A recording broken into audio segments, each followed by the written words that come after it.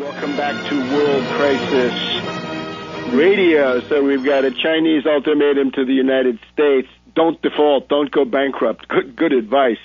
What a tragedy that the U.S. has to get this advice.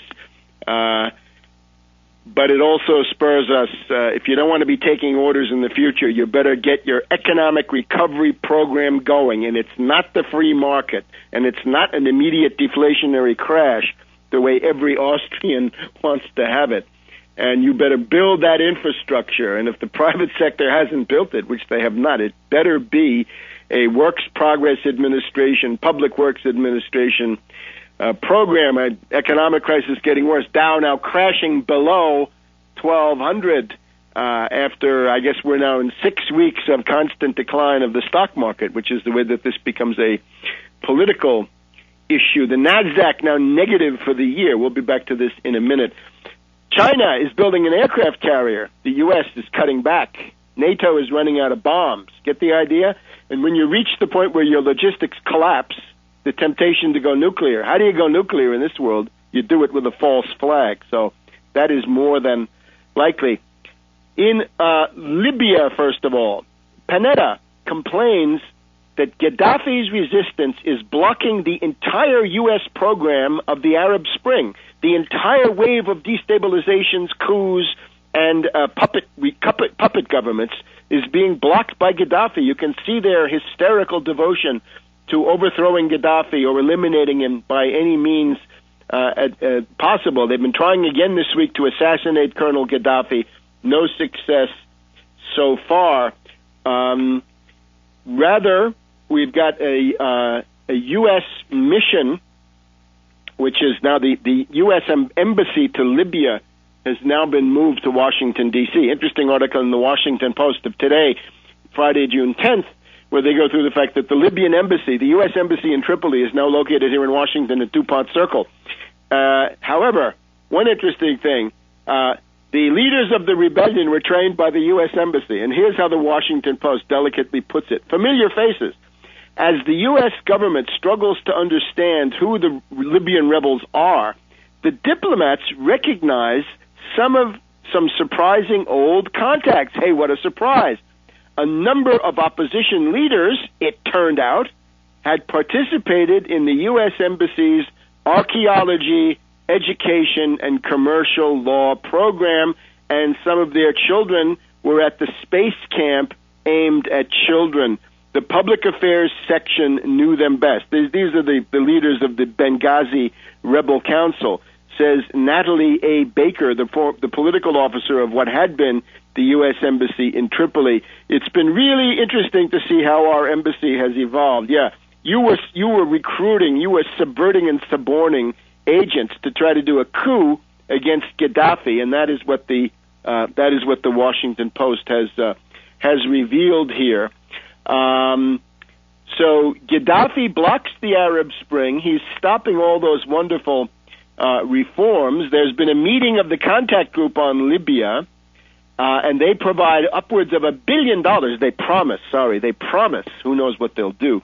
They're promising more than $1 billion to the rebel council there in Benghazi, including the Darna branch and the triumvirate of terror of Hasidi, Kumi, and Barani, including Guantanamo Bay veterans and former U.S. prisoners of war captured, killing GIs in Afghanistan and Iraq. They're now going to get $1 billion. I wonder if one could invoke the law against giving material aid to terrorism. In other words, if you give money and it goes to Al-Qaeda, dear Hillary Clinton, then isn't that somehow implicating you in supporting terrorism?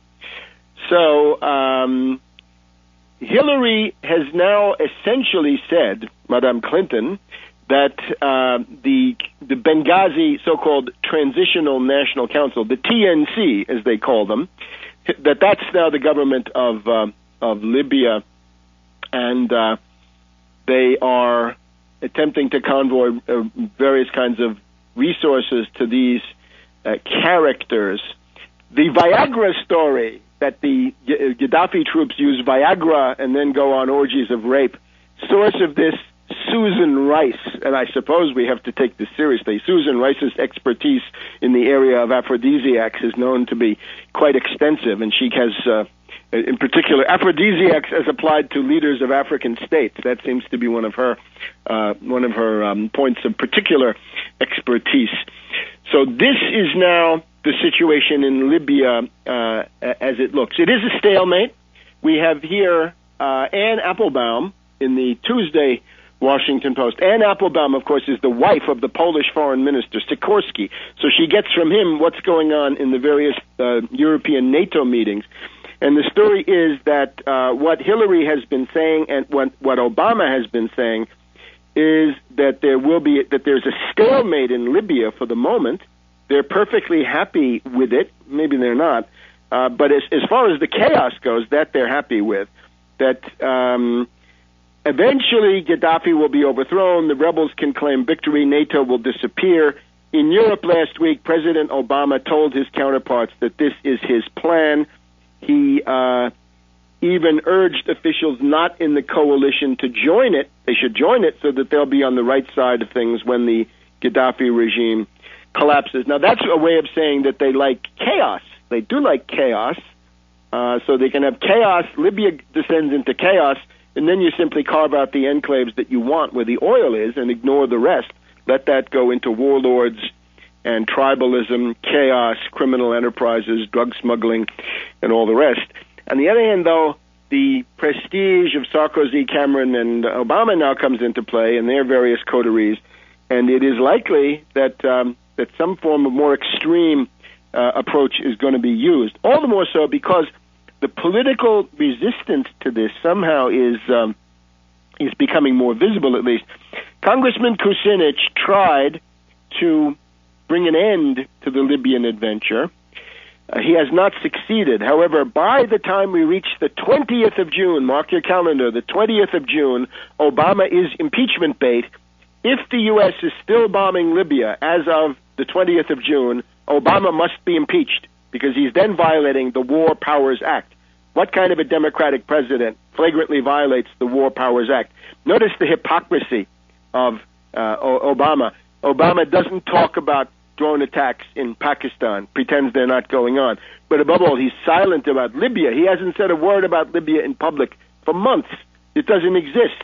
So he thinks that he can simply put his smiling face on television and you're going to ignore the bloody hands that are not maybe shown in the shot. Now, we've had Senator Lugar writing an op-ed critical of the policy. Lugar fighting for his political life against Tea Party fanatics in Indiana next year. He may have to do something because Tea Party guys don't want to spend money on Libya. This is one useful thing that they can do.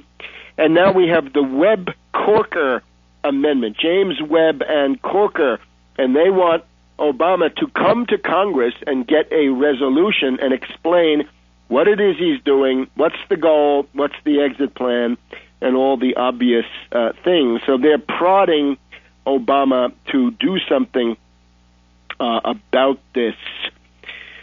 So this kind of opposition is there. Now, whether that will amount to anything is anybody's guess. It is certainly possible that the Libyan question can become a proxy for other issues. For example, if Wall Street beats the Republicans over the head and says, you lunatics, pass that debt ceiling or you're going to have a panic, maybe the reactionary Republicans will use the Libyan issue to hit Obama and use that to go to their base and say, well, it's not true that we simply capitulated to Obama on everything.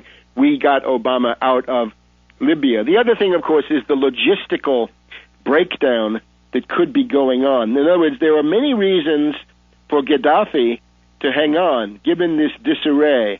The fact that NATO is running out of bombs. Now, we're going to get back and do Syria and Yemen in just a minute.